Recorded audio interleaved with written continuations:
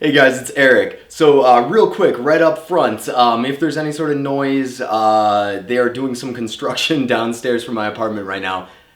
Super annoying.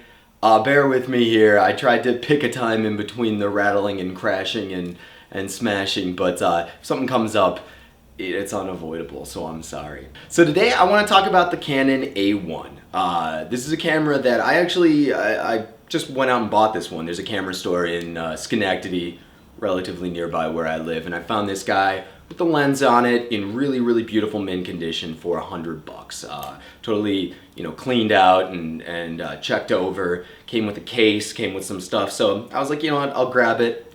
Maybe I paid a little more than I would have on like eBay, but I was guaranteed it would work. It's in beautiful shape. The lens is clean. So I grabbed it, took it out. Now the photos from this, the very first ones I took were in my previous video when I did developing black and white photography in your own home. Those were using this camera, and I thought they looked really great. So I took this, I went home recently to Buffalo for Easter, and then went home again for some other stuff.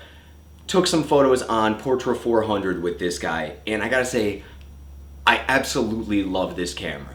So first and foremost, this is a camera from like 1978. Of course, it's a 35mm SLR camera. I think they produced these between 1978 and I want to say 1985. Canon in Japan.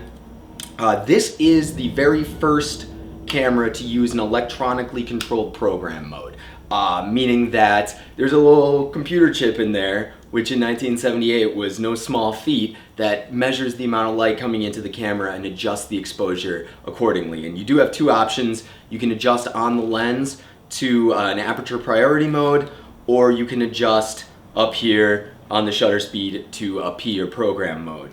The camera's quality is really good. It's metal construction, feels really solid. Obviously there's plastic on here, but it's a really nice solid feeling camera. It looks good. I may be wrong, but I believe it was only available in black in this particular model. But yeah, I love it. It uses the FD mount, which is what all the Canons previous to like the newer EOS mounts used. So lenses are pretty easy to find. This guy's the 50mm 1.8. Now this shouldn't be confused with the Canon AE1, which is a slightly cheaper model, and I'm not entirely sure what the differences between the two models are. I know this one has more options. Build quality is higher on this one for sure. The AE1 is a really popular camera for like student photographers, people taking photo classes, things like that, but and accordingly is a much more common camera. This guy sold for about $600 when it was new, which would put it around like $1,500 today probably. So it wasn't a cheap camera. It was a like a prosumer grade camera. So what I want to do is I want to show you some of the photos that I took with this guy. Go through some of my thoughts about it. I may have spilled the beans already that I like this camera quite a bit and will continue to use it. But yeah, let's go take a look at some photos and I'll give you an idea what you can expect from this camera. Okay, so here are the photos that were included in that last video. I developed these in my kitchen. I'm sure I've already linked to it in this video, but I'll do so again. These are all on Tri-X 400 and they're in downtown Troy and Saratoga. Now coming up here, I've got the ones that I took more recently. Now this is from, I don't know, about a week ago. Spoilers, I didn't actually take that one. This is a while ago. This is in our kitchen, but these are all on Portra 400, and this roll was pushed to 800. It allowed me to use some of the auto exposure stuff.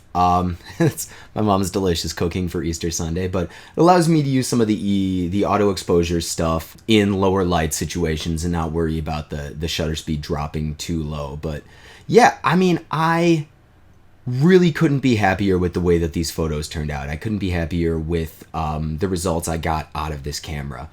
I'm very pleased with it.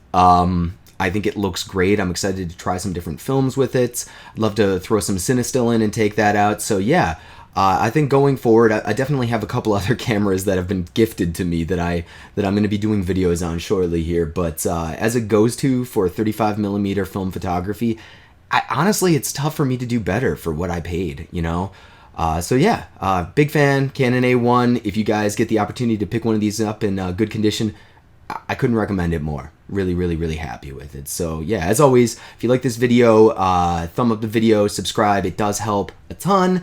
For everyone who has subscribed recently, I really, really appreciate it. Sorry for not being super diligent in producing these videos.